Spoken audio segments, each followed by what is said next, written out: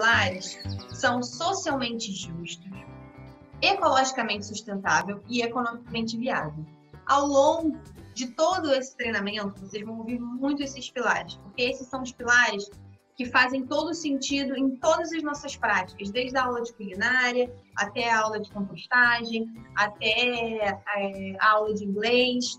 São pilares que são a base mesmo da nossa organização, né? Então, por exemplo, se a gente for pensar no socialmente justo, né? Se a gente não levar a justiça social como um dos sustentáculos, né, o que sustenta esse termo, a gente corre o risco de esquecimento, por exemplo, da sociedade escravocrata que a gente teve. Ou seja, se a gente for parar para pensar, na sociedade escravocrata, a gente tinha um modelo econômico absolutamente lucrativo, né, que se sustentou, foi sustentável, se sustentou durante séculos. Era um modelo econômico que dava lucro e que se sustentou por muito tempo. Podemos chamar ele apenas de sustentável, se a gente olhar só pelo viés econômico.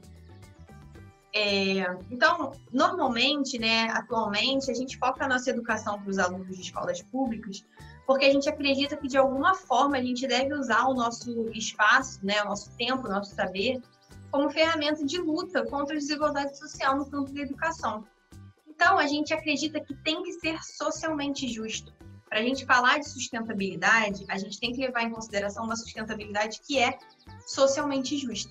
Porque, senão, a gente vai focar somente na parte econômica, que pode ser viável, como foi o modelo da escravidão, né? O modelo econômico que seguia durante a escravidão. E a gente também tem que pensar no economicamente viável, né? Não é possível a gente desconsiderar a viabilidade econômica de alguma coisa, né? Se a gente for seguir a nossa prática pedagógica, né? A gente acredita que na nossa sociedade de hoje, nós ainda vivemos numa sociedade pautada pela luta de classes. E essa situação leva o país a um modelo hegemônico de educação, né? Um modelo que reproduz a desigualdade social, mesmo em espaços que pregam a democracia, a equidade de oportunidades, como é o campo escolar.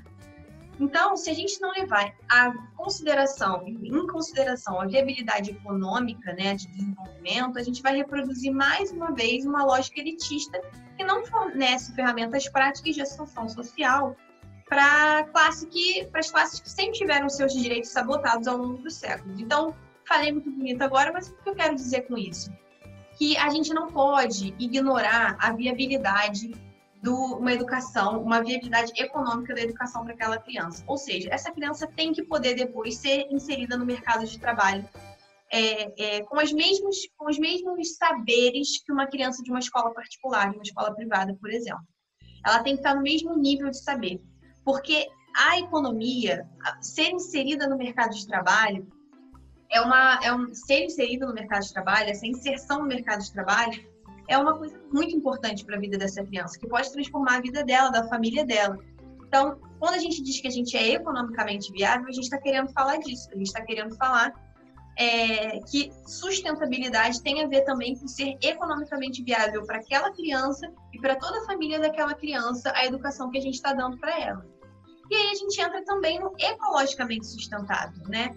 Porque além de considerar o determinismo econômico, ou seja, saber que a gente vive numa sociedade de classes e que essas crianças que vão estar aqui na nossa organização precisam de oportunidade de trabalho quando elas saírem daqui, então além de a gente considerar que o capitalismo e a forma de produção e de consumo que existem, né, que são a base da nossa sociedade de hoje, além de a gente considerar esse determinismo econômico, né, como base teórica, por conta do contexto de desigualdade social que a gente vive, a gente também analisa o termo desenvolvimento sustentável, né?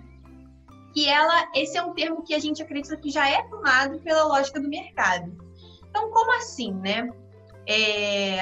Quando a gente fala um desenvolvimento sustentável, a gente está querendo dizer assim que, olha, é possível, por exemplo, um termo, né? Que aqui na UIL ninguém vai usar esse termo, que é o consumo consciente.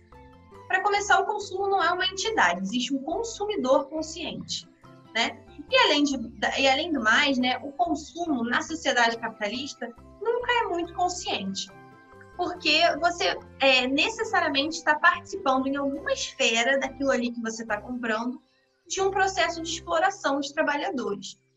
Então, por mais que você não queira fazer parte daquilo, por mais que você queira, de alguma forma, ser consciente em relação ao que você está consumindo, é um pouco...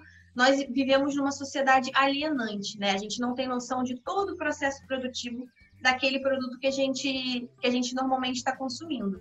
Mas aqui na Will a gente vai mudar isso, porque a gente tem aula de compostagem, a gente tem aula de culinária, a gente vai plantar a nossa comida, comer a nossa comida plantada, que já foi adubada de acordo com o nosso processo de compostagem. Então, a gente quer tentar, de alguma forma, minimizar essa alienação. E por isso também a gente desconstrói esse termo de desenvolvimento sustentável, como se fosse possível continuar desenvolvendo esse processo econômico do país, né, que está pautado numa lógica capitalista, e como se isso fosse possível de ser sustentável, porque não é. Porque a gente está acabando com os nossos recursos. E a gente pode discutir isso mais, né, com certeza vamos, na nossa aula presencial. Vai ser seguido dessa videoaula.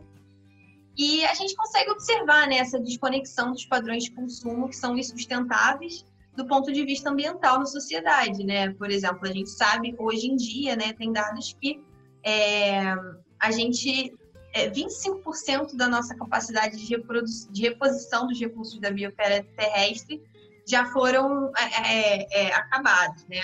Então, a gente está falando de uma lógica que ultrapassa o sistema de produção e vai para o sistema de consumo, ou seja, não é só o que as pessoas estão produzindo, o que as grandes fábricas, grandes indústrias estão produzindo. Esse é o maior dos problemas, mas também já dentro do nosso consumo. O que a gente está consumindo? Né? E de um lado a gente tem um sistema produtivo que terceiriza a responsabilidade socioambiental para o consumidor, e de outro, consumidores com modos de viver completamente incompatíveis com a capacidade produtiva do planeta, né, que habitam. Então, o que eu quero dizer com isso? De um lado, a gente tem as empresas falando assim, não, mas se você diminuir o seu tempo de banho, você tem que fazer sua parte também. Essa mesma empresa que está gastando milhões de litros de água para a produção de determinado produto, principalmente a indústria da carne, por exemplo, né? E ao mesmo tempo, nós, consumidores, estamos totalmente desconectados da onde que vem esse mouse aqui que eu estou segurando, da onde que vem as coisas que me rodeiam. Eu não sei cada pecinha de cada coisa que eu uso. Eu estou totalmente desconectado de como que eu tive que explorar o planeta para ter as coisas que eu tenho hoje. E aí entra a educação ambiental.